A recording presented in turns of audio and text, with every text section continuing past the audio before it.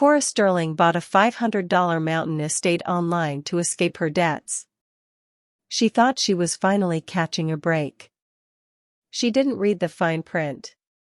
When she arrived to claim her new life, a towering man with smoldering, silver-gray eyes and a crown of dark hair was waiting at the iron gates. "You've arrived," he said, his voice like rolling thunder. "You signed the covenant. You are my queen now." The estate came with a husband, an alpha king who had been waiting a century for her bloodline to return. Cora was about to learn that some bargains are written in ink, but the oldest ones are written in blood. Welcome to our channel. Tell us in the comments, would you risk everything for a $500 mansion?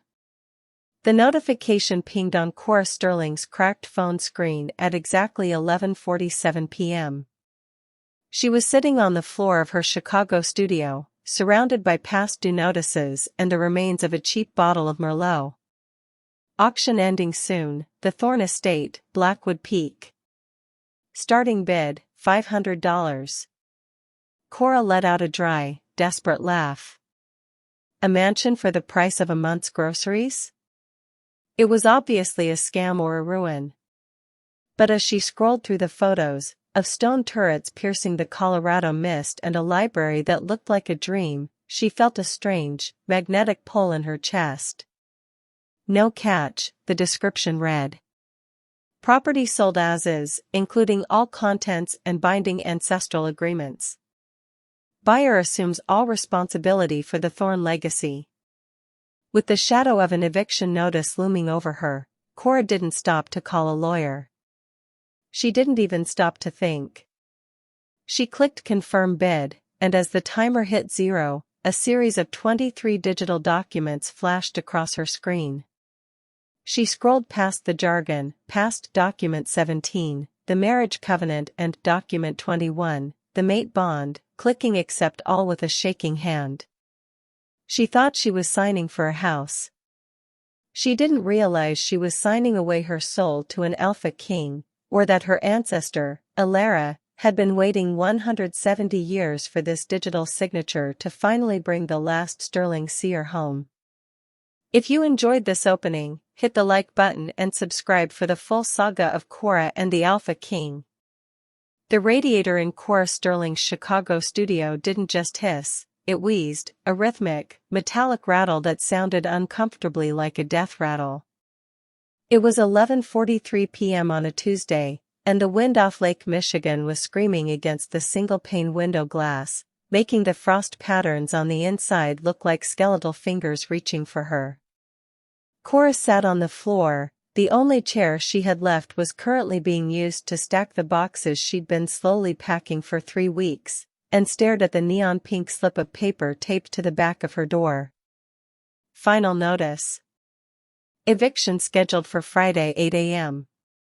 The ink was bold, unapologetic, and final.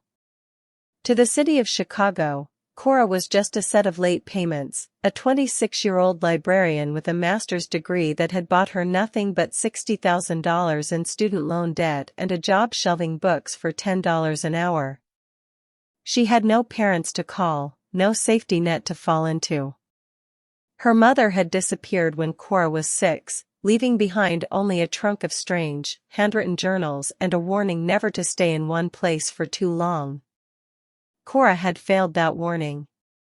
She had stayed, she had tried to build a life, and now the walls were closing in. She reached for the bottle of Merlot on the floor. It was the $5 variety, the kind that tasted faintly of vinegar and regret, but it was the only thing numbing the vibration of panic in her chest. She took a long, unrefined swallow and opened her laptop. The screen was cracked, a jagged line of dead pixels running through the center like a lightning bolt, but it still functioned enough to fuel her nightly ritual of digital escapism. Usually, she looked at tiny houses or apartments in cities where the cost of living didn't require the sale of a kidney. But tonight, the Merlot was doing the driving. She found herself on an obscure, gray market real estate auction site, the kind of place where properties with legal complications or historical burdens went to die. That was when the notification pinged. It wasn't a standard alert, it was a deep, resonant chime that seemed to vibrate through the floorboards and up into her teeth. Auction ending soon, the Thorne Estate, Blackwood Peak. Current high bid, $475. Starting bid, $500. Cora's finger hovered over the trackpad. Blackwood Peak, she whispered, the name tasting familiar on her tongue, like a half-remembered dream. She clicked the listing.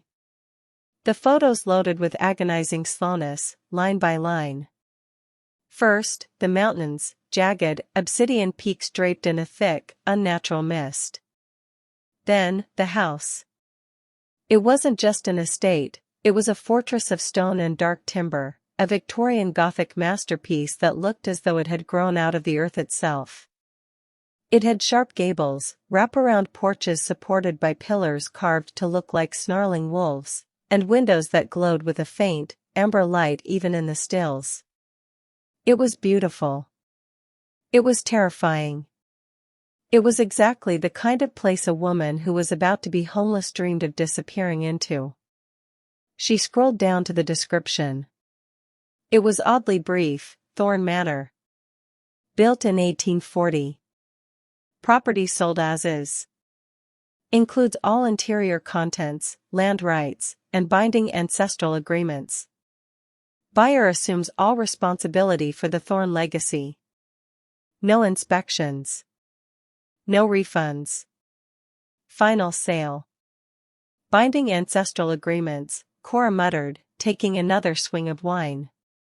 Probably means the plumbing hasn't been touched since the Civil War, and the roof is made of hopes and dreams. She looked at the timer. 0:59, 0:58. A sudden, sharp memory pierced through the wine fog. She saw her mother, pale and frantic, scribbling in a journal. They'll come for the blood, Cora. When they do, look for the thorn. Look for the king. It's the only debt that saves. Cora shook her head, trying to clear the image. Her mother had been mentally ill, everyone said so. The hunters she feared were shadows, the king was a delusion. But as Cora looked at the picture of the manor, she felt a heat behind her eyes, a strange, pulsing pressure. Her dead in Chicago was a slow death. This was a wild card. 0:15, 0:14. She thought about the sheriff coming on Friday morning. She thought about her boxes on the sidewalk in the snow. She thought about the $502.14 left in her savings account. Screw it, she hissed. She typed in $500. Her heart was hammering against her ribs like a trapped bird. The site prompted her for a digital signature. Usually, there would be 1 or 2 boxes to check. Instead, the screen exploded with text. A scroll bar appeared on the side, and it was tiny, indicating hundreds of pages of legalese. She tried to read the first few lines. The party of the first part, hereafter known as the heir of Sterling, by way of blood and intent, does hereby agree to the terms of the 1847 covenant. Legalese, she groaned. It's just property tax stuff. She didn't have time. The timer was at 0:05. She grabbed her mouse and dragged the scroll bar to the bottom. Her eyes caught words as they flew by: consummation, sovereignty, eternal bond, blood debt. Her wine-addled brain dismissed them as archaic fluff. She hit accept all and then, with a final, defiant jab of her finger, clicked confirm bid. The screen went white. Not the usual white of a loading page, but a blinding, searing light that spilled out of the laptop and filled the small studio. Cora recoiled, dropping her wine glass. It shattered on the floor, the red liquid spreading like a pool of blood. For a second, the room felt like it was tilting, the smell of Chicago exhaust and old radiator steam replaced by the scent of pine needles, ozone, and cold, clean fur. Then, the laptop screen flickered back to life. "Congratulations, Cora Sterling. You are the successor. The king awaits his queen. Your transportation has been dispatched." Cora blinked, the spots in her eyes clearing. "Transportation?" she whispered. "What kind of auction site dispatches transportation for a $500 house?" She laughed, a shaky, hysterical sound. "I'm losing it. I'm finally losing it." She stood up to clean the broken glass, but as she moved, she noticed something. On the table, right next to her laptop, was a heavy, wax-sealed envelope. It hadn't been there a minute ago. It was thick, creamy parchment, and the seal was a coat of arms she recognized from the carvings in the photos, a wolf's head entwined with a rose. With trembling fingers, she broke the seal. Inside was a single brass key and a printed itinerary. One-way flight, Chicago O'Hare to Denver International. 6 a.m. tomorrow. Private car, Denver to Thorne Manor. Underneath, in a heavy, masculine script that seemed to shimmer on the page, were 4 words. "Do not be late." Cora looked from the letter to the eviction notice on her door. The pink slip suddenly looked flimsy, insignificant. Something had happened when she clicked that button. Something more than a financial transaction. The air in the room felt heavy, charged with static electricity that made the fine hairs on her arms stand up. She looked at her boxes. She had nothing to lose. If this were a prank, she'd spend her last few dollars on a trip to the mountains. If it was a scam, at least it was a scenic one. But deep in her gut, in that place her mother always told her to listen to, the place where the seer blood supposedly lived, a voice was whispering that the debt was finally being called in. She didn't sleep. She spent the night packing the journals her mother had left her, a few changes of clothes, and a heavy coat. Every time she closed her eyes, she saw those silver-gray eyes from the spirit of the manor, felt a phantom weight on her ring finger, and heard the sound of a heavy iron gate swinging shut. By 4 a.m., she was in an Uber heading toward O'Hare. The city was a blur of gray slush and yellow streetlights. Cora watched it disappear in the rearview mirror, feeling a strange sense of detachment. She was Cora Sterling, the girl who failed at life in the city. But according to that contract, the one she hadn't bothered to read, she was someone else now. She was a successor. She was a queen. And as the plane took off, piercing through the thick Chicago clouds into the clear, cold dawn, Cora looked down at the brass key in her hand. It was vibrating. Just a tiny, rhythmic pulse, like a heartbeat. "What did I do?" she whispered to the empty seat beside her. The flight was a blur of anxiety and caffeine. When she landed in Denver, a man in a black suit was waiting at the bottom of the escalator. He wasn't holding a sign with her name, he just looked at her, his eyes tracking her with an intensity that made her pulse jump. "Miss Sterling," he said. It wasn't a question. "Yes," she said, clutching her bag. "I'm here about the house." "The auction." The man bowed slightly, a gesture so archaic and formal it felt out of place in a modern airport. "The king has been restless, Miss Sterling. We should not keep him waiting. The mountains are calling." As he led her toward a black SUV with tinted windows, Cora felt the first real chill of dread. This wasn't a real estate agent. This wasn't a lawyer. The man moved with a predatory grace, his footsteps silent on the linoleum. And as he opened the door for her, she saw a tattoo on the inside of his wrist, a wolf's head. She climbed into the back seat, the leather smelling of expensive cedar and something wilder.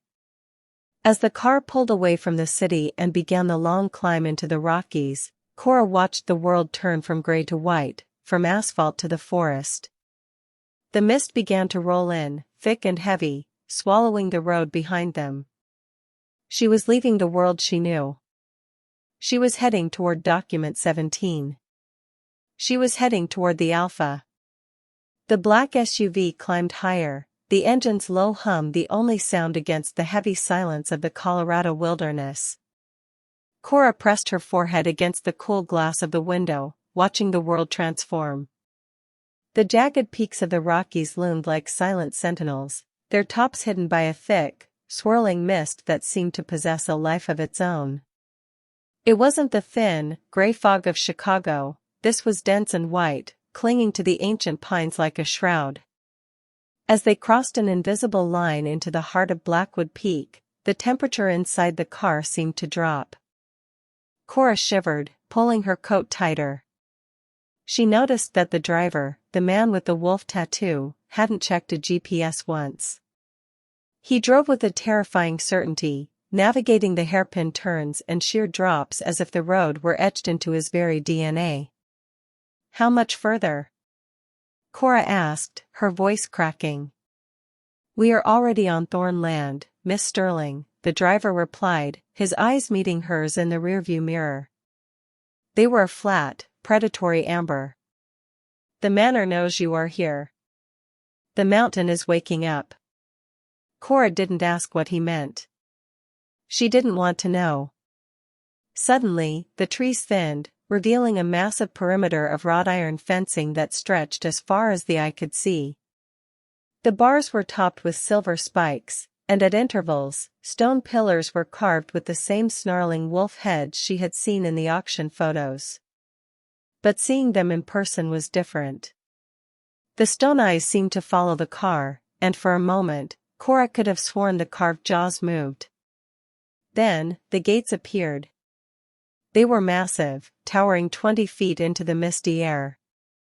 They weren't just iron, they were reinforced with heavy timber and etched with glowing runes that pulsed with a faint, rhythmic light, the same pulse she had felt in the brass key. The SUV slowed to a crawl. Standing before the closed gates was a figure that made Cora's heart stop. He was tall, easily 7 feet, with shoulders that seemed to block out the horizon. He wasn't wearing a suit like the driver, he wore heavy leather boots, dark trousers, and a charcoal gray wool coat that flared in the wind. His hair was black as a raven's wing, dusted with a light powdering of snow.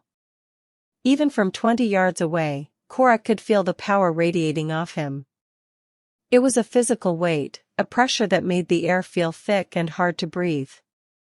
This wasn't a man who owned an estate, this was a king who ruled a territory. The driver stopped the car and stepped out, bowing low. Cora stayed frozen in the back seat. Her instincts, the ones honed by years of surviving the city, were screaming at her to lock the doors and demand to be taken back to the airport. But her hand was already reaching for the door handle, pulled by that same magnetic force that had led her to the auction. She stepped out onto the gravel. The air was bitingly cold, smelling of pine, wet stone, and something metallic, like the scent of a coming storm. The man at the gate turned. His eyes were the color of molten silver, piercing through the mist with an intensity that pinned Cora to the spot. He didn't look like a man who had been waiting a few hours. He looked like a man who had been waiting for an eternity. "Cora Sterling," he said. His voice wasn't loud, but it carried the authority of a landslide. It resonated in her chest, vibrating against her ribs. "I'm here for the house," Cora stammered, clutching the brass key in her pocket so hard the edges bit into her palm. "I won the auction. I have the papers." The man took a step toward her. He didn't walk, he prowled. There was a fluid, animalistic grace to his movements that suggested he was only pretending to be human. He stopped just inches away, his shadow falling over her like an eclipse. Up close, he was even more imposing. His face was all sharp angles and hard lines, handsome in a way that felt dangerous. "You think you bought a house, little seer?" he asked, a faint, dark smile playing at the corners of his mouth. You didn't buy a home. You fulfilled a prophecy. You signed a covenant that was written before your mother was even born. My name is Alaric Thorne, he continued, his voice dropping to a low, intimate growl. I am the Alpha of the Shadow Peak Pack, the king of these lands. And according to the documents you signed at 11:47 last night, you are my wife. Cora's head spun. Wife? No. No, that's a legal error. It was a property auction. I have $500 in this. That's it. Alaric reached out. He didn't touch her, but he ran a hand through the air just beside her cheek, and Cora felt a trail of heat follow his fingers. The price was $500 and a soul, Cora. Your ancestor, Alara, knew the value of her bloodline. She knew that one day, the last of her kin would need a fortress that no human or hunter could breach. She sold your hand to ensure your survival. He gestured to the manor behind the gates. Now that the mist was shifting, Cora could see it clearly. It wasn't just a Victorian house. It was a fortress. The stone walls were several feet thick, and the windows were narrow, like arrow slits. It sat atop a jagged rise of black rock, overlooking the valley like a predator watching its prey. Welcome to Thorne Manor, Cora, Alaric said, his silver eyes locking onto hers. It is your sanctuary. It is your throne. And it is your prison until you learn who you truly are. He turned and struck the iron gates with the palm of his hand. The sound echoed like a bell through the mountains. Slowly, with a groan of ancient metal, the gates swung inward. Walk through, Cora, Alaric commanded. Cross the threshold of your own free will. Once you do, the Nightshade Order can never touch you. But once you do, you belong to the pack. You belong to me. Cora looked back at the SUV, but the driver was already gone, the vehicle idling in the mist. There was no way back. Behind her lay debt, eviction, and a life of insignificance. Ahead of her lay a king, a fortress, and a destiny she didn't understand. She took a breath, the freezing air burning her lungs, and stepped over the iron track of the gate. The moment her foot touched the inner gravel, a shockwave of energy ripped through her. A golden light flared briefly around the entire perimeter of the estate, a shimmering dome that pulsed once and then vanished. Cora gasped, falling to her knees. She felt full. For the first time in her life, the constant, low-level anxiety in her mind was gone, replaced by a deep, humming connection to the earth beneath her. Alaric was at her side in an instant, his large hand gripping her arm to steady her. His touch was like fire against her skin. The bond is sealed, he whispered. The manor recognizes its queen. Cora looked up at him, her vision swimming. What was that? What did I just feel? Protection, Alaric said, his expression softening just a fraction. And the weight of 100-year-old promise. He pulled her to her feet, his hand remaining on her arm as he led her toward the looming stone stairs of the manor. As they walked, Cora noticed shapes moving in the shadows of the porch. Men and women, all with that same predatory grace, watched her with a mixture of reverence and suspicion. They expect much from you, Cora, Alaric said, noticing her gaze. The Sterling Seers were legends. They believe you have come to save us all. I can't even save my own bank account, Cora whispered. Money is a human concern, Alaric replied, opening the massive oak front doors. Here, we deal in blood, magic, and loyalty. Come. It is time you saw the fine print of the life you just bought. Inside, the foyer was grand and cavernous, lit by a massive iron chandelier. A fire roared in a hearth large enough to stand in, casting long, flickering shadows against walls lined with ancient books and silver-framed portraits. Cora stood in the center of the room, her small suitcase looking pathetic against the opulence. She turned to Alaric, who was watching her with an unreadable expression. "You said document 17 was a marriage covenant," she said, her voice regaining its strength. "I want to see it. I want to see everything I signed." Alaric nodded slowly. "As you wish. But be careful what you look for, Cora. Some truths cannot be unlearned." He led her into a high-ceilinged study, where a single piece of parchment sat on a mahogany desk. It looked brand new, despite the archaic script. Cora leaned over it, her eyes scanning the words. "And thus, the blood of Sterling shall be wed to the blood of Thorne, a union of sight and strength, to stand until the last hunter falls." At the bottom, in her own handwriting, the signature she had made on a cracked laptop in a dark apartment, was her name. But next to it, a dark red stain had appeared, soaking into the fibers of the paper. "Is that blood?" she whispered. "The contract didn't need your ink, Cora," Alaric said, standing behind her. She could feel the heat radiating from his chest. "It needed your intent. When you clicked that button, you didn't just buy property. You accepted a mate." Cora turned to face him, her heart racing. "I didn't know. I was desperate. You can't hold me to this."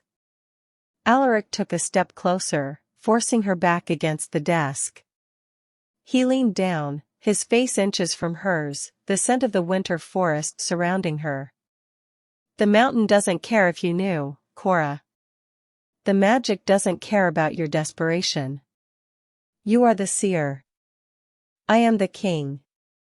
And the Nightshade Order is already on their way." He reached out, his thumb brushing her lower lip. "You aren't a librarian anymore, Cora Sterling. You are the Luna of the Shadow Peak. And I suggest you start acting like it." The air in the study felt as though it had been replaced by pure static. Cora stared at the parchment on the mahogany desk, her eyes tracing the elegant, looping script that seemed to shimmer with a life of its own. It wasn't just the word marriage that made her stomach do a slow, nauseating roll, it was the way her own signature looked. It didn't look like a digital scan or a printed replica. It looked as though she had dipped a quill in ink and signed it moments ago, the loops of the S in Sterling still appearing wet and dark. "I didn't sign this," she whispered, her voice trembling. "I clicked a button on a website. I didn't use a pen. I didn't bleed on anything." Alaric moved behind her.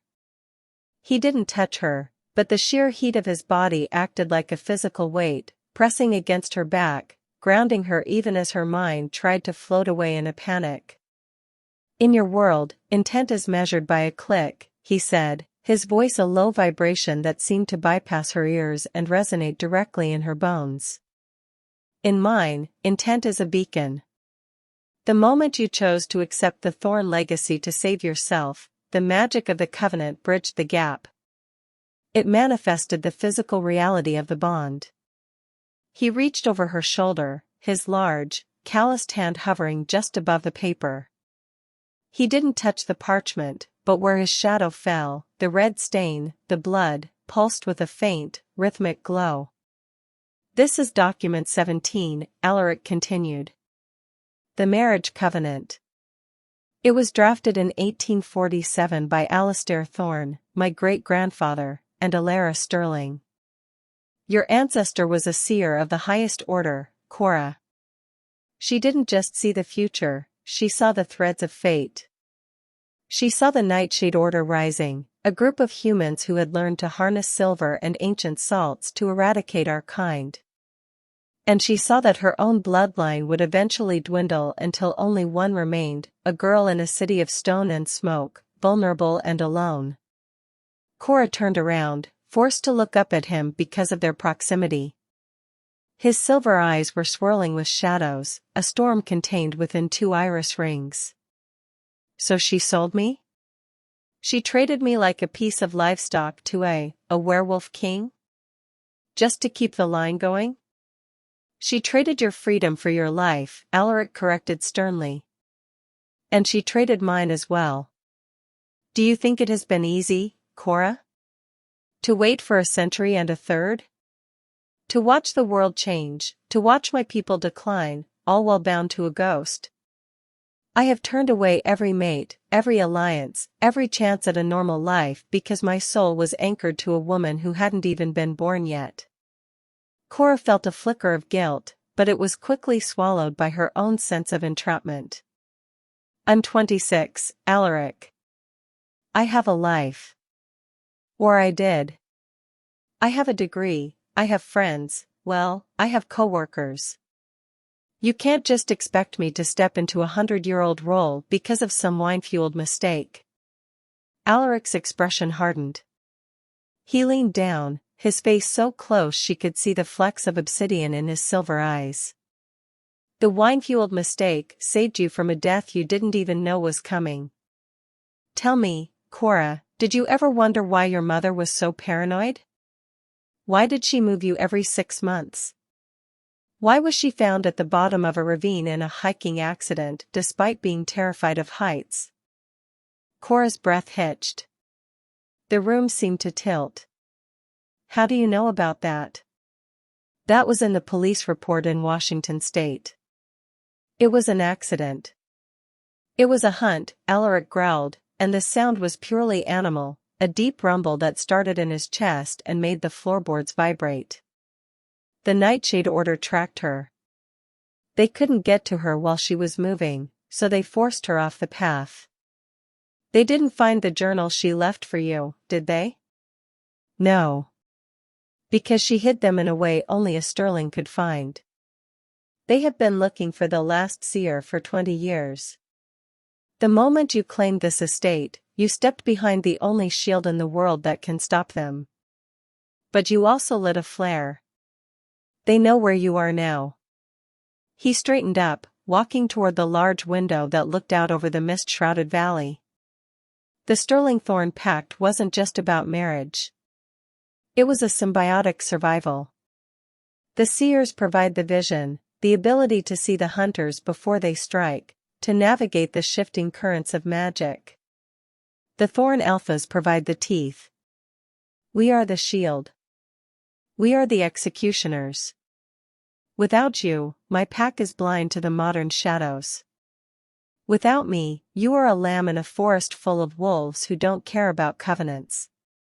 Cora looked back at the document. And document 21? The mate bond? Alaric didn't turn around. Document 17 is the legally binding document. Document 21 is the spiritual one. It's the one that ensures that my wolf recognizes you. That I cannot harm you. That I am physically and instinctually compelled to protect you above all others. Even above myself. Even above the pack. And what about me? Cora asked, her voice small. Am I compelled to love you? Alaric finally turned, his gaze softening into something that looked dangerously like longing. No. The magic can bind your body to this land. It can bind your fate to mine. But it cannot force your heart. That was the one mercy Alara left you. You are my wife by law, my Luna by blood, and my prisoner by necessity. But your love? That is the only thing in this matter that isn't under my command. Cora felt a strange, traitorous thrum in her chest at his words. She wanted to hate him. She wanted to scream that this was kidnapping. But every time he spoke, the seer blood her mother had always rambled about seemed to settle into her veins, making her feel as though she were finally fitting into a puzzle piece she hadn't known was missing. I can't stay here, she whispered, though the words felt hollow even to her. Try to leave, Alaric said, his voice devoid of challenge, almost curious. Go to the gates. Try to cross the line where the SUV dropped you off. If you can walk away, I will let you. I will not hunt you, though the Nightshade surely will. But if the land claims you, Cora, then you must accept the truth. Aren't you a librarian from Chicago?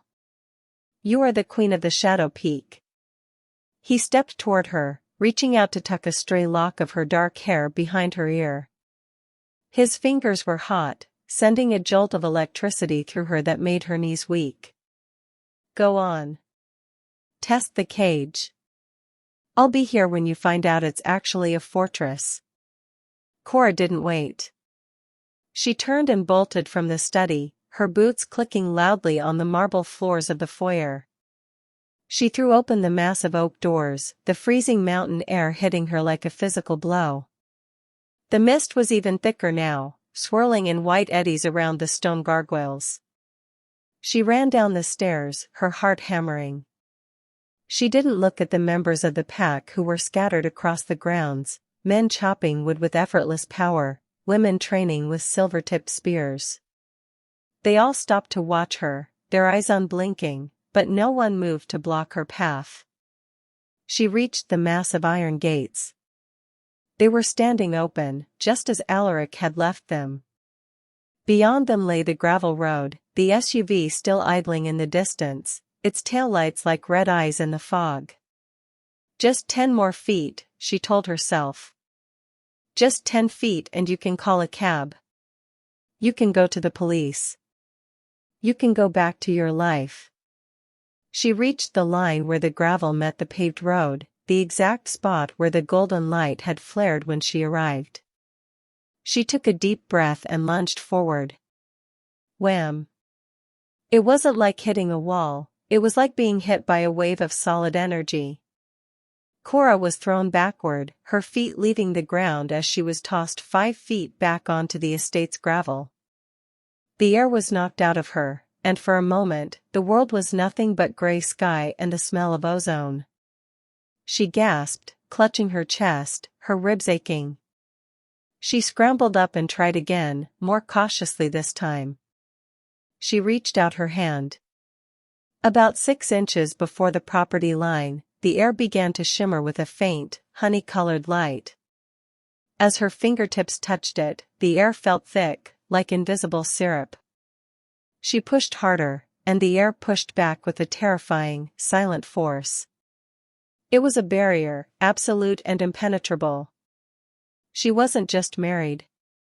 She was tethered. It's called the Golden Cage for a reason, a voice said from behind her. Cora spun around. It wasn't Alaric. It was an older woman with silver hair tied in a severe knot and eyes that were a piercing, icy blue.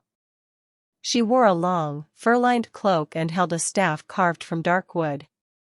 I am Seraphina, the woman said, her voice like cracking ice.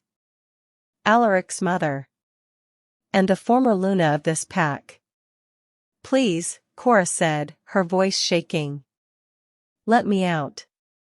I didn't mean to sign it. I just wanted a place to live.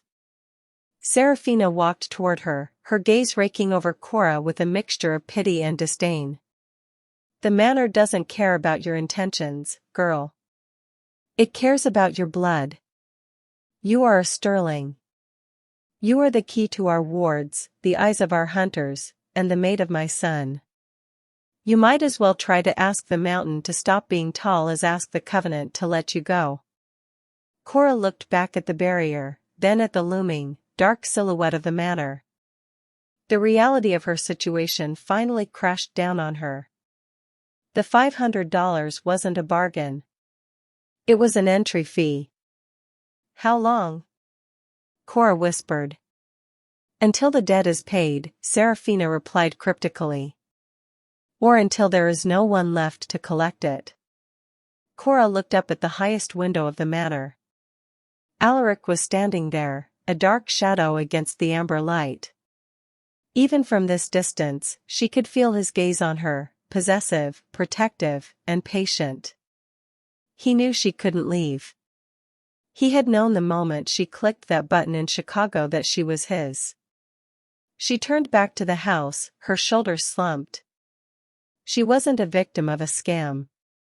She was a piece of a game that had been going on for a century, and she had just moved herself into checkmate. As she began the long walk back up the stairs, the pack members bowed as she passed. This time, Cora didn't look away. If she was going to be a prisoner, she was going to be the most dangerous one they had ever seen. She would find the loopholes. She would find the fine print. And she would find out exactly why her mother had died to keep her away from this place. The heavy oak doors of Thorne Manor clicked shut behind Cora, the sound echoing through the cavernous foyer like the falling of a guillotine blade. She stood in the center of the Persian rug, her chest heaving, the phantom sensation of the golden barrier still tingling on her skin. She had tried to run. She had tried to defy the physics of 100-year-old blood debt, and the mountain had simply swatted her back like an insect. "You look like you've seen a ghost, girl," Seraphina said, her voice trailing in from the hallway. The former Luna moved with a chilling, silent efficiency, her staff tapping rhythmically against the marble floor. "Or perhaps you've finally realized that the Sterling blood isn't just a gift. It's an anchor." Cora ignored her, turning instead to the grand staircase. She needed to find Alaric. She needed to scream, to bargain, or perhaps just to demand why a $500 transaction had the power to override her basic human rights. But as she reached the first landing, she stopped. The manor felt different now. Before she had tried to leave, it was just a big, creepy house. Now, it felt alive. The shadows in the corners seemed to pulse in time with her own heartbeat. The portraits of past Thorne alphas, men with harsh faces and eyes that burned even in oil paint, seemed to track her movement. She felt a low hum beneath her feet, a vibration of ancient power that made the marrow of her bones feel heavy. She found Alaric in the high-walled library, a room that smelled of old parchment, beeswax, and the same sharp scent of cedar that clung to him. He was standing by a window, his silhouette massive against the fading mountain light. He didn't turn when she entered. "You're late for dinner," he said, his voice a low, gravelly rumble. "Dinner? I just got electrocuted by your front yard," Cora shouted, her voice cracking with the strain of the day. "You lied to me. You said I could leave if I wanted to." "I said if you could walk away, I would let you," Alaric corrected, finally turning to face her. His silver eyes were calm, but there was a flicker of something, regret, satisfaction, deep within them. "I didn't lie, Cora. I knew the land wouldn't let you go. The covenant isn't a piece of paper held in a file cabinet. It is woven into the ley lines of this peak. You are the missing piece of the manor's wards. Without a Sterling on the grounds, the protection weakens. The house is simply holding on to its heart. I am not a heart. I am a person." Cora took a step toward him, her hands clenched into fists. "I have a life in Chicago. I have a cat that needs feeding, Alaric. I have a landlord who was going to throw you into the snow in 48 hours, Alaric interrupted, his voice dropping an octave. He walked toward her, his presence expanding until he seemed to fill the entire room. "A life where you were invisible. A life where you were waiting to be found by people who would do much worse than keep you in a beautiful room." He stopped just inches from her, the heat radiating from him making her dizzy. "You call this a cage, Cora. But out there, you were a target. Here, you are a queen. Is the debt of a crown really so much heavier than the debt of a slumlord?" Cora looked away, her eyes stinging. He wasn't wrong, and that was the cruelest part. She had been drowning, and he had pulled her out of the water, only to tell her she now belonged to the sea.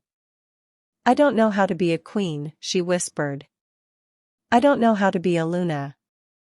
I don't even know what a Luna is."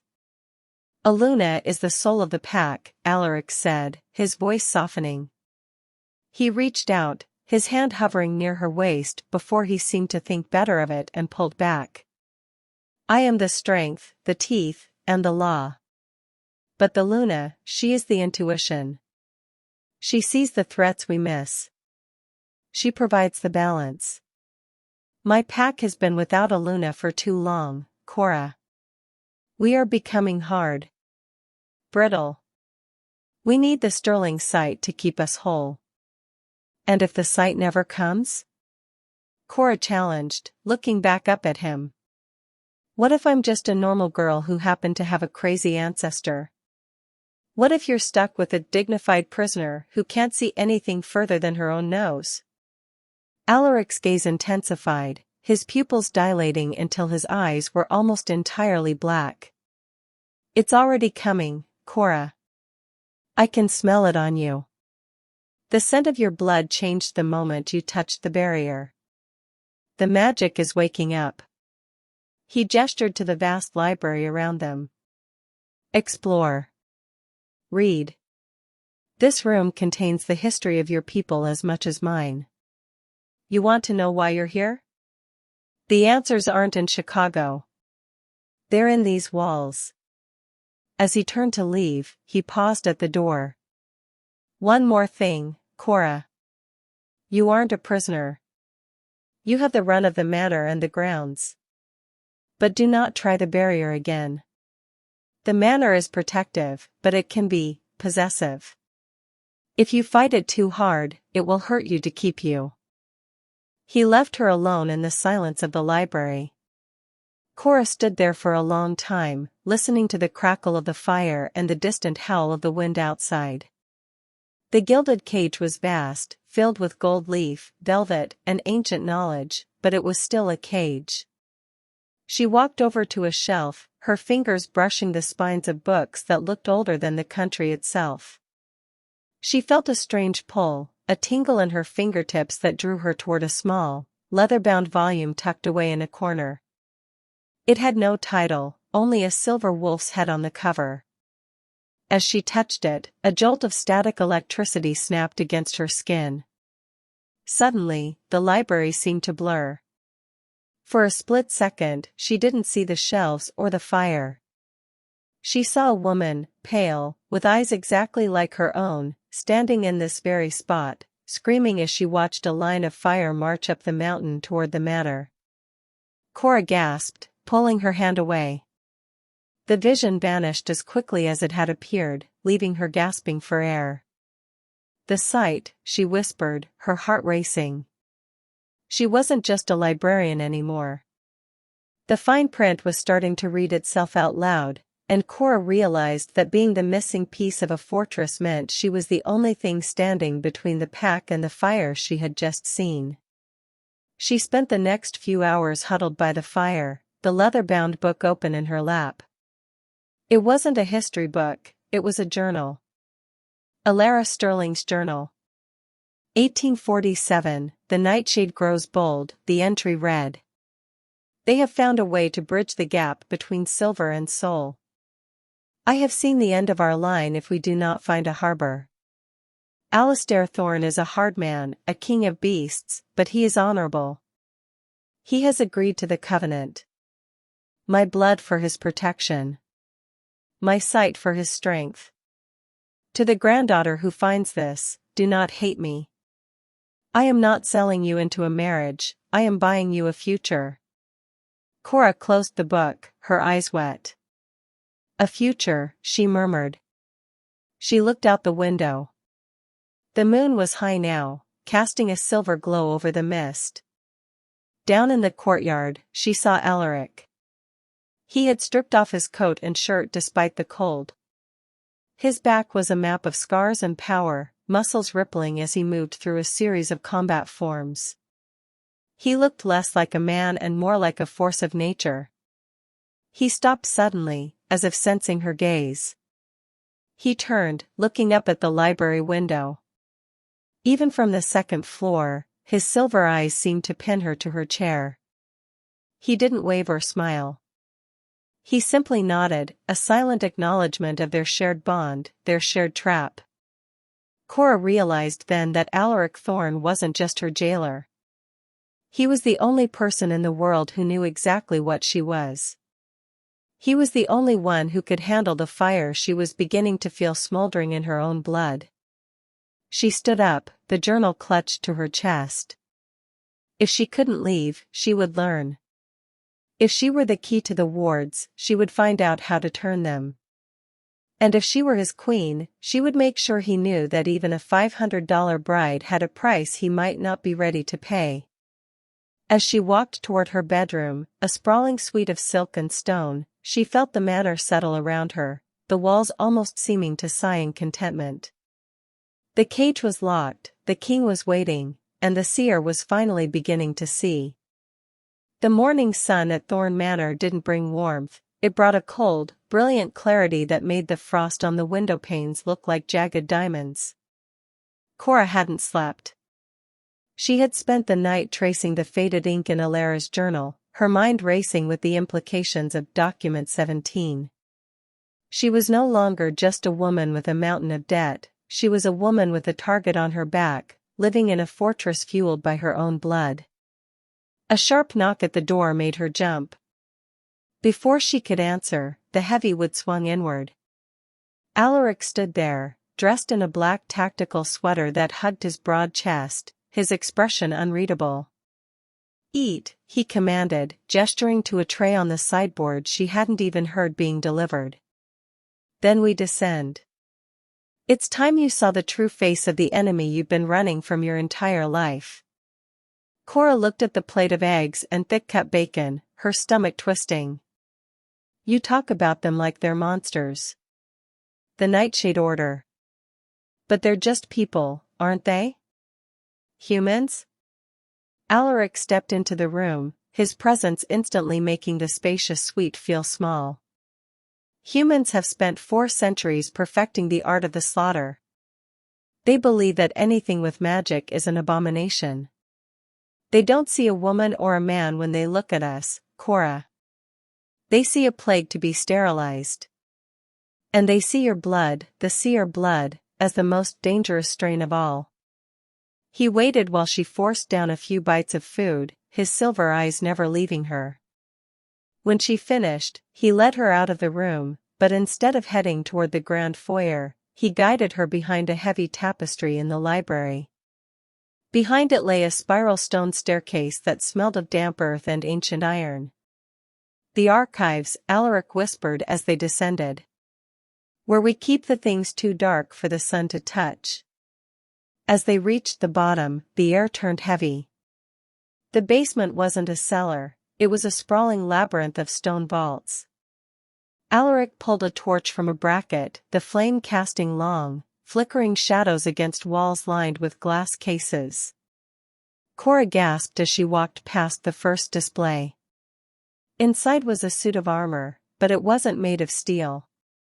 It was etched with strange, jagged symbols that seemed to bleed a faint, sickly purple light. "Nightshade gear," Alaric said, his voice echoing in the gloom. "That breastplate is lined with pulverized silver and mountain ash. To a human, it's just heavy metal. To one of my kind, a single touch would feel like third-degree burns. To a seer, it acts as a dampener, a way to blind you before they move in for the kill." He led her deeper, to a massive table covered in maps and photographs. Some were old, sepia-toned images of men in Victorian suits holding silver-tipped spears. Others were horrifyingly modern, surveillance photos of houses, digital dossiers, and, Cora's heart stopped, a grainy photo of a small apartment building in Chicago.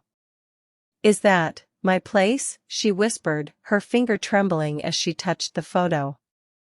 "They were 2 days away from finding you, Cora," Alaric said, his voice low and dangerous. "They didn't need a real estate auction. They were tracking the fluctuations in the power grid every time your dormant magic spiked during a nightmare.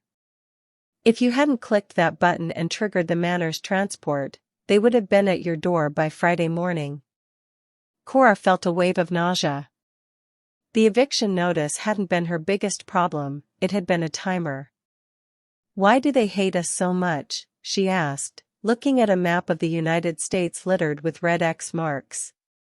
Each one, she realized with a jolt of horror, represented a Sterling ancestor or a Thorne pack member who had fallen. Because they fear what they cannot control, Alaric said. He picked up a heavy, silver-bound book from the table and flipped it open. Inside were sketches of eyes, wide, glowing eyes surrounded by swirling clouds of stars. This is what they want. They believe that by consuming the heart of a seer, they can gain the ability to predict the future themselves. They want to turn your gift into a weapon of genocide. He turned to her, his gaze intense. Your mother knew this. She didn't move you to be cruel.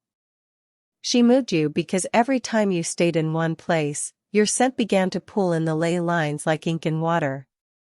She died making sure they followed her instead of you. Cora gripped the edge of the table, the reality of her mother's accident finally sinking in. It wasn't madness. It was a sacrifice. I don't know how to fight them, Cora said, her voice small. I'm a librarian. I categorize things. I don't see the future. Not yet, Alaric said. He reached out, his hand covering hers on the table. The heat of his skin was a stark contrast to the cold stone of the archives. The magic is like a muscle, Cora. It's been atrophied by years of being ignored. But here, within the wards, it will grow. It has to. Because the Nightshade Order doesn't just have silver anymore. They have technology. They have influence. And they have a leader who has made it his life's mission to see the Thorne line ended. He pulled a final photograph from a drawer. It showed a man in his 50s with a military haircut and eyes that were cold, dead pools of gray. Silas Hawthorne, Alaric said. The current Grand Master of the Order. He's the one who authorized the hit on your mother. And he's the one who just moved 3 tactical teams into the town at the base of this mountain. Cora looked at the man's face, and for a split second, the room vanished. She wasn't in the archives anymore. She was standing in the snow, watching a black helicopter crest the mountain peak. She heard the sound of a heavy bolt being drawn back, a silver bolt. She gasped, stumbling back, her hand flying to her throat. Cora? What is it? Alaric was at her side in a heartbeat, his hands gripping her shoulders. A helicopter, she panted, her eyes wide with terror. Black. No lights. It's coming from the north. They're not waiting for a showdown at the gates, Alaric. They're coming over the top. Alaric's expression shifted from concern to a cold, predatory focus. He didn't question her. He didn't ask if she was sure. He simply tapped a comms unit on his collar. All units, this is the Alpha. We have a Seer-verified threat from the north. Aerial insertion. Activate the Silver Shroud protocols and get the pups to the sub-basement. Now. He looked back at Cora, a grim sort of pride in his eyes. You said you didn't know how to see. But you just saved 20 lives, Cora. The ground beneath them suddenly vibrated with a low, heavy thrum, the sound of the manor's ancient defenses beginning to groan into life. The shadow is here, Alaric said, pulling a heavy silver dagger from a sheath on his thigh and handing it to her. Stay behind me. If the wards fail, this is the only thing that will bite through their armor. Cora took the knife, the weight of the metal surprising her. She had bought a house for $500, but as the sirens began to wail at the top of the mountain, she realized she was finally paying the real price. She wasn't just a bride, she was a soldier. Alaric, she whispered as they headed back toward the stairs. Can the wards hold a helicopter? The wards hold against magic and spirit, Alaric said grimly. Against a high-velocity missile or a tactical squad? That's what I'm for. He stopped at the base of the stairs and turned to her, his silver eyes flashing with a sudden, fierce light. You wanted to know why you belong here? This is why. Because out there, you're a victim. In here, you're the warning. Don't be afraid, Cora. Your blood called to this mountain, and the mountain is answering. As they climbed back into the library, the windows were already being covered by heavy steel shutters. The gilded cage was becoming a war room, and Cora Sterling, the girl who couldn't pay her rent, was the only one who could see the killing blow before it landed. The air in the library didn't just feel cold, it felt charged, as if the oxygen had been replaced by liquid nitrogen and electricity. The steel shutters had hissed into place, sealing Cora and Alaric inside a windowless bunker of ancient knowledge and modern fear. Somewhere above them, the sky was screaming. Cora could hear it, the rhythmic, predatory thrum of rotors beating against the thin mountain air. They're early, Alaric growled. He didn't look at the ceiling, his eyes were fixed on Cora. He saw her swaying, her face as pale as the parchment scattered across the desk. Cora, focus. The vision, tell me exactly what you saw. How many? Cora clutched the silver dagger he had given her. The metal was unnervingly heavy, cold enough to ache. One helicopter, she whispered, her voice sounding far away, even to her own ears. But it's not a transport. It's small. Sleek. And the man. Hawthorne. He wasn't in it. He was watching from a screen. He was smiling because he knew the wards couldn't stop something that didn't have a heartbeat. The floor suddenly buckled. A distant crump of an explosion echoed through the stone foundations, followed by a sound like 1,000 windows shattering at once. The manor groaned, not like a building, but like a living creature being struck. That was the perimeter ward, Alaric hissed. He grabbed a radio from the desk. Report. Status of the North Ridge. Alpha, they dropped a thermite charge, a voice crackled through the static, raw with panic. It didn't break the barrier, but it's burning the oxygen out of the air. The sentries are choking. We can't shift. Alaric's jaw tightened, the muscles in his neck roping. Hold your positions. Use the oxygen masks in the lockers. Do not let them breach the treeline. He turned back to Cora, his silver eyes flashing with a desperate intensity. I have to go to the ridge. If they break the tree line, they'll have a clear line of sight to the sub-basement where the children are hidden. You stay here. The library is the heart of the manor, it's the most protected room in the fortress. No. Cora grabbed his arm, her fingers digging into the dark fabric of his sweater. As her skin met his, the library vanished again. This time, the vision wasn't a glimpse, it was a tidal wave. She wasn't standing in the library. She was standing in the center of a burning forest. She saw Alaric, his form shifted into a massive, silver-furred wolf, pinned under a net of glowing white wire. She saw a man in a tactical vest, not Hawthorne, but someone younger, with a jagged scar across his nose, holding a pressurized canister of liquid silver. If you go to the ridge, you die, Cora gasped, her eyes rolling back as she fell to her knees, still anchored to Alaric's arm. It's a trap. They don't want the manor. They want you. They're using the fire to lure you out into the open so they can use the nets.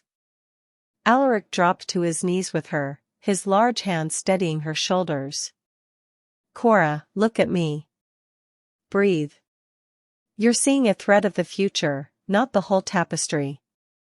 If I don't go, my people burn. There's another way, she said, her voice dropping into a rhythmic, haunting cadence she didn't recognize. Her eyes were wide but unfocused, seeing two worlds at once. The water. The old pipes. Under the library, there's a pressure valve. Alara, she didn't just build a library. She built a conduit. Alaric stared at her. The irrigation system? Cora, that's been dry for 50 years. The pumps are rusted through. Not the pumps, Cora said, her hand reaching out blindly toward the shelf where she had found Alara's journal. The blood. It doesn't need electricity. It needs a catalyst. She scrambled toward the shelf, her movements frantic. She pulled a hidden lever disguised as a book spine, and a small stone compartment slid open. Inside sat a crystal bowl, its base crusted with dried, dark stains. The Seers' well, Alaric whispered, a look of awe crossing his face. It's a myth. My father said it was destroyed during the Great Hunt. It was hidden, Cora corrected. She looked at the dagger in her hand. She understood now.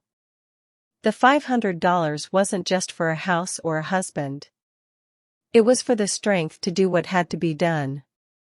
She didn't hesitate. She drew the sharp silver blade across her palm. Cora, wait. Alaric reached for her, but it was too late. Her blood hit the crystal bowl, and the effect was instantaneous. The air in the library began to hum with a low, tectonic vibration. The runes etched into the ceiling began to glow with a brilliant, honey-colored light. Outside, the sound of the helicopter was drowned out by a roar of rushing water, not from the pipes, but from the very mountain itself. Through the psychic link of the matter, Cora felt the water surging. It didn't just spray, it erupted from the hidden nozzles across the north ridge, saturated with the essence of the Sterling blood. It hit the thermite fire, and instead of steam, it created a shimmering mist, a physical manifestation of the wards. The screams of the hunters reached them even through the steel shutters. To them, the water was like acid, neutralizing their tech and blinding their sensors. Cora slumped against the desk, her breath coming in ragged gasps. Her palm burned, but the vision of the silver-furred wolf in a net was gone, replaced by a blurred image of a retreating helicopter and a forest drenched in life-giving mist. Alaric was at her side in an instant, tearing a strip of fabric from his shirt to bind her hand. His touch was trembling. You did it, he whispered, his forehead pressing against hers. You found the conduit. You saved the ridge. I saw him, Cora said, her eyes finally focusing on Alaric's face. The man with the scar. He's the one who's leading them on the ground. He's Hawthorne's son. Alaric's expression turned cold and lethal. Then he just made a fatal mistake. He thought he was hunting a lamb. He didn't realize the queen had finally come home. He lifted her hand, kissing the makeshift bandage over her wound. The heat of his lips sent a surge of power through her, dulling the pain and replacing it with a fierce, burning resolve. Rest now, Cora, he said, his voice a low, possessive growl. The first wave is broken. But they'll be back with more than fire next time. And when they come, we'll be waiting, together. Cora looked around the library. The books seemed to stand straighter, the shadows felt like friends, and the manor felt like it was finally breathing in sync with her. She was exhausted, terrified, and bleeding, but for the first time in 26 years, Cora Sterling knew exactly who she was. She was the seer of the Shadow Peak. And the hunt was far from over. As Alaric helped her to a chair, the radio crackled again. Alpha? The mist. It's holding. The hunters are pulling back to the valley. But Alpha, the mist is turning gold. What is happening? Alaric looked at Cora, a slow, predatory smile spreading across his face. The Luna is happening, he said into the radio. And God help anyone who tries to take her from this mountain. The aftermath of the attack on the North Ridge didn't bring a celebration, it brought a heavy, watchful tension that hung over Thorne Manor like the smoke from the cooling thermite. Cora sat in the formal dining room, a space of dark mahogany and high-backed chairs that felt more like a courtroom than a place for a meal. Her hand was freshly bandaged, the skin beneath the gauze pulsing with a strange, rhythmic heat that seemed to hum in time with the house itself. Around the table sat the Alpha's council. These weren't the younger, agile warriors she had seen on the lawns. These were the elders of the Shadow Peak Pack, men and women with graying fur at their temples and eyes that had seen centuries of warfare. They didn't look at her with awe. Alaric had, they looked at her with a cold, analytical suspicion that made her feel like a specimen under a microscope. "A fluke," growled Silas, a man with a chest the size of a beer keg and a voice like grinding stones. He was the pack's lead enforcer. She bled into a bowl, and the mountain reacted. "That is blood memory, Alaric. It is not the sight. It is not leadership." Alaric sat at the head of the table, his posture regal and dangerous. He hadn't touched his food. She saw the aerial insertion before the sensors tripped, Silas. She saw the trap at the ridge. "If I had gone out there, I would be in a silver-lined cage right now, and the pack would be leaderless." "Is that what you call a fluke?" "It's a liability," interrupted a woman named Hestia, the pack's healer, her eyes a milky, prophetic blue. "She is a human girl with a dormant spark. The Nightshade Order didn't just attack us, they declared war because she is here. Her presence has lit a beacon that will draw every hunter from the coast. We are a secret society, Alpha. We survived by being shadows. This girl makes us a target." Cora felt the familiar sting of Chicago-bred defensiveness rise in her throat. She was tired of being talked about as if she were a piece of furniture they had accidentally bought at an auction. "I didn't ask to be your beacon," Cora said, her voice steady despite the tremor in her hands. She stood up, the chair scraping loudly against the marble floor. "And I certainly didn't ask to be your Luna. But I'm the one who's currently tethered to your front yard by a golden wall, and I'm the one whose mother was murdered because of this spark you're so worried about." She looked at Hestia, then at Silas. "You say I'm a liability? I'm the only one who can see them coming. Your sensors failed. Your wards were bypassed by a helicopter. If you want to go back to being shadows who get burned alive in their sleep, be my guest. But don't sit there and tell me I haven't earned my seat at this table." A stunned silence fell over the room.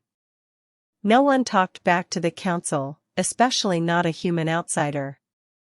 Alaric's hand drifted to the table, his fingers tapping a slow, rhythmic beat. A small, proud smile tugged at the corner of his mouth, though his eyes remained lethal.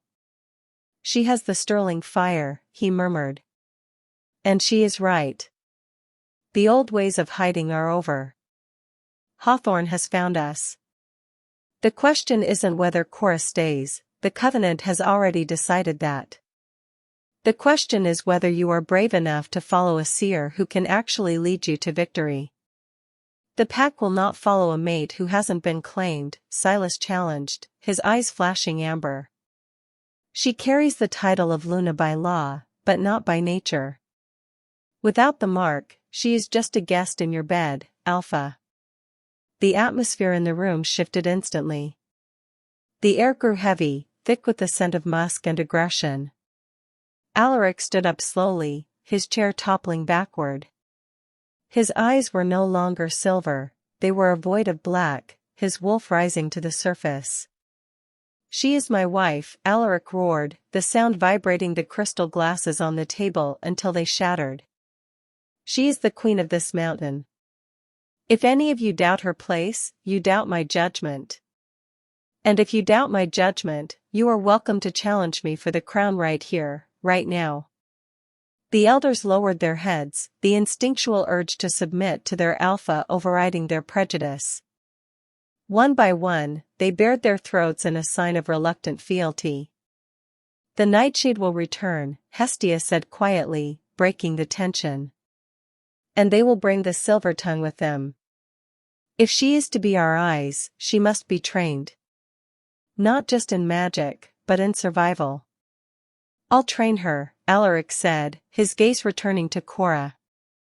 The blackness in his eyes receded, replaced by a searing, possessive heat. "Starting tonight." Later that evening, the manor was quiet.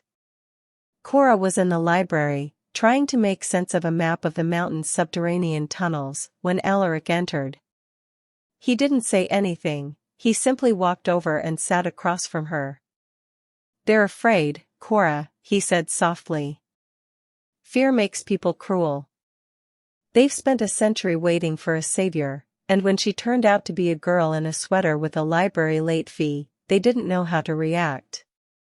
"I don't blame them," Cora said, tracing the lines of a tunnel that led toward the old silver mines. "I'm afraid, too." "You shouldn't be." Alaric reached across the table, taking her hand. He began to unwrap the bandage, his touch incredibly gentle. The wound from the dagger was already healing, leaving behind a faint, silver scar that looked like a crescent moon. Mark Silas talked about. "It's not just a brand, Cora. It's a connection. It would allow me to share my strength with you. It would make your visions clearer, less painful." Cora looked into his eyes, seeing the king and the man warring within him. "And it would make me yours. Permanently. You are already mine, Cora. The contract saw to that." He leaned closer, the scent of cedar and wild rain enveloping her. "But the mark, that is a choice. I want you to choose me. Not because of a $500 auction, and not because of a dead ancestor's debt. Because you want the strength I can give you." Cora felt the magnetic pull of him, the way her body seemed to lean toward his without her permission. She thought about the fire on the ridge, the feeling of the power surging through the crystal bowl, and the terrifying, beautiful weight of the crown. "Not yet," she whispered. "I need to know I can stand on my own before I lean on you, Alaric." Alaric nodded, a flash of respect in his eyes. "Then we train. Tomorrow, we go to the mines. There is an echo in the deep earth that helps the sight. If you can hear the mountain, you can see the world." As he left the room, Cora looked down at the silver scar on her palm. It was glowing faintly in the moonlight. She wasn't just a librarian, and she wasn't just a bride. She was a weapon in the making. And somewhere in the dark valley below, Silas Hawthorne was looking up at the mountain, preparing the strike that would test if the weapon was ready to fire. The peace of the mountain was not broken by a bang, but by a silence so absolute it felt like the world had held its breath. Cora was in the sub-basement, helping Hestia organize the medical supplies, when the low-frequency hum of the manor's wards simply stopped. The constant vibration she had grown used to, the one that felt like a protective heartbeat against her skin, vanished, leaving behind a void that made her ears ring. "They're here," Cora whispered, the words tasting like copper in her mouth. Hestia froze, a roll of gauze in her hand. "The wards are still visible, child. The golden light." "No," Cora interrupted, her eyes glazing over as she stared at the stone wall. "The light is a lie. It's a reflection. They found a way to phase the silver. They're walking through the walls right now." Above them, the first explosion rocked the manor. It wasn't thermite this time, it was a sonic pulse that shattered every piece of glass in the upper floors. The screams of the pack sentries echoed down the ventilation shafts, followed by the rapid-fire thwip-thwip-thwip of pressurized silverbolt launchers. Cora scrambled toward the stairs, but Hestia grabbed her arm. "You stay here. The Alpha's orders were clear. The Alpha is walking into a dead zone." Cora shouted, wrenching her arm free. The seer fire was roaring in her blood now, a hot, white gold tide that burned away her fear. They have a dampener in the foyer. If he shifts there, the silver in the air will fuse to his lungs. I have to stop him. She didn't wait for a response. She ran, her boots pounding against the stone as she ascended toward the chaos. The manor was a war zone. The smell of ozone and burnt fur was suffocating. She passed a hallway where two pack members lay slumped against the wall, their skin bubbling where the mist spray of liquid silver had touched them. She reached the balcony overlooking the grand foyer and gasped. The front doors hadn't been blown off, they had been melted. Standing in the ruins was Silas Hawthorne, looking exactly as he did in the photo, surrounded by a dozen men in matte black tactical gear. They moved with a terrifying, mechanical precision. In the center of the room stood Alaric, his form flickering between human and wolf, his body racked with tremors as the dampener, a humming black pillar in the center of the room, neutralized his magic. "The King of the Shadow Peak," Hawthorne said, his voice amplified by his helmet's comms. "You've lived a century too long, Alaric. It's time to settle the Sterling debt." Alaric roared, a sound of pure agony, as he tried to lunge forward. A hunter fired a silver cable that wrapped around his throat, the metal hissing as it bit into his flesh. "No!" Cora screamed. Hawthorne looked up, his gray eyes locking onto hers through his visor. "The seer. Just in time for the harvest." Cora didn't have a gun. She didn't have Alaric's strength. But she had the manner. She closed her eyes, reaching out not with her hands but with her mind, searching for the connection she had felt in the library. "Help me," she pleaded with the stone and the timber. "He is your king. I am your queen. Fight for us." The manor responded. The floorboards of the foyer suddenly buckled, the heavy oak planks whipping upward like medieval catapults, throwing the tactical team off balance. The massive iron chandelier, fueled by Cora's desperation, tore itself from the ceiling and plummeted toward the black dampener pillar, crushing it in a shower of sparks and dark energy. As the dampener died, the air cleared instantly. Alaric let out a bone-chilling howl, his body expanding, his clothes tearing as the silver-furred king finally emerged in his full, terrifying glory. He snapped the silver cable like it was made of thread and charged. The foyer became a blur of fur, steel, and blood. Cora ran down the stairs, dodging a silver bolt that hissed past her ear. She saw Hawthorne drawing a specialized pistol, a weapon edged with the same purple runes she had seen in the archives. It was aimed at Alaric's heart. "Alaric left," she screamed. The wolf dodged just as the bolt fired, the projectile shattering a stone pillar instead. Alaric swiped a massive claw, sending Hawthorne flying across the room and through the remains of the front doors. But more hunters were pouring in through the breached windows. The Nightshade Order wasn't here to capture the manor, they were here to raise it. "The library!" Cora yelled over the roar of the battle. "Alaric, we have to get to the library. The final ward is there." Alaric, blood dripping from his muzzle, stood over her, his massive body shielding her from the crossfire. He nudged her toward the hallway, his golden wolf eyes filled with a fierce, protective light. They fought their way back, a desperate retreat through the halls Cora had once walked as a dignified prisoner. Now, every corner was a kill zone. The pack members were rallying, their howls joining Alaric's as they engaged the hunters in close-quarters combat. They reached the library, and Alaric shifted back into his human form, his skin covered in soot and blood. He slammed the heavy doors shut and bolted them. "It's not enough," he gasped, leaning against the door as the hunters began to hammer on the other side. They brought a demolition charge for the stone. "The manor is dying, Cora." Cora looked at the Seers well, the crystal bowl she had used before. It was glowing with an angry, red light. "The manor isn't dying," she said, her voice dropping into that haunting, ancient cadence. "It's waiting for the sacrifice to be completed." She looked at Alaric, and in that moment, she didn't see a jailer or a husband. She saw her mate.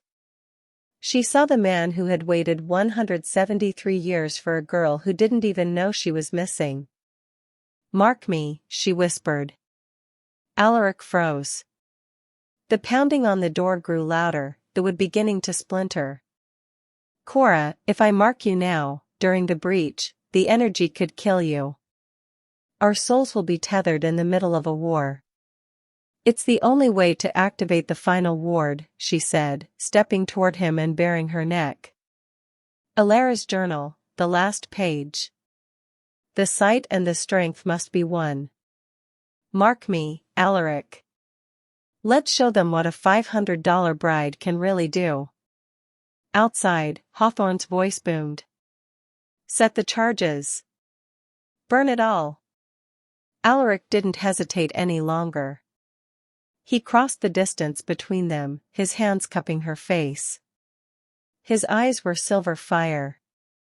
"I have waited a lifetime for you, Cora Sterling.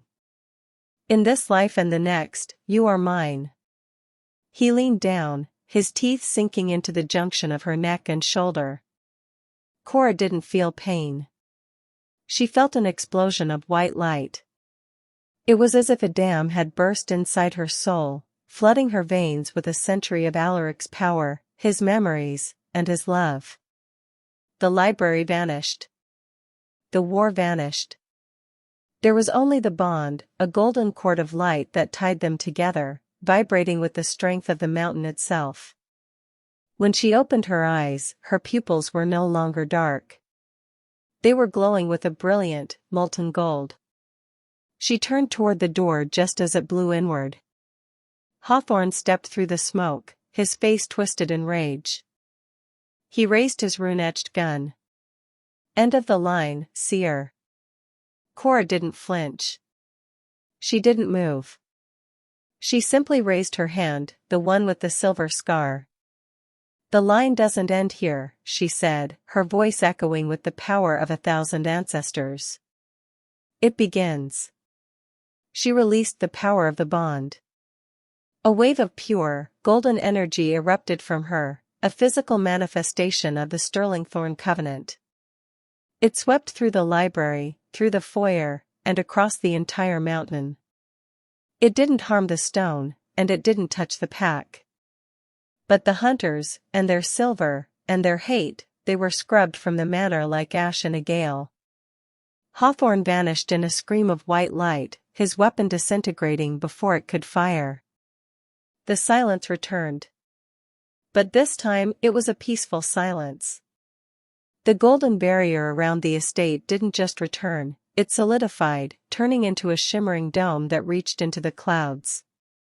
Cora slumped into Alaric's arms, the glow in her eyes fading back to her natural dark brown.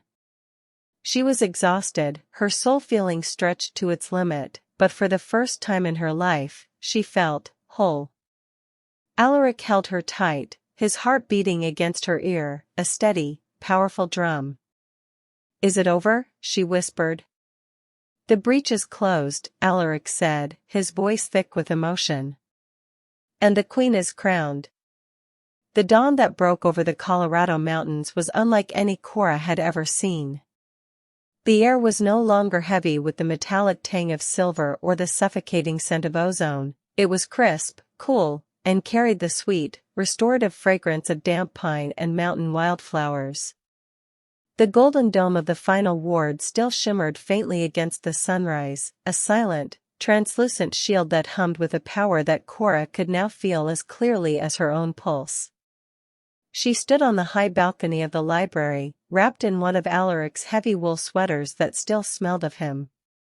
Her hand rested on the stone railing, her fingers brushing the spot where the silver scar had finally faded into a faint, pearlescent line. Beside her, Alaric stood in silence, his gaze fixed on the valley below, where the last remnants of the Nightshade Order had fled.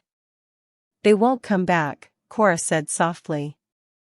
It wasn't a guess, it was a certainty that bloomed in her mind like a sunrise.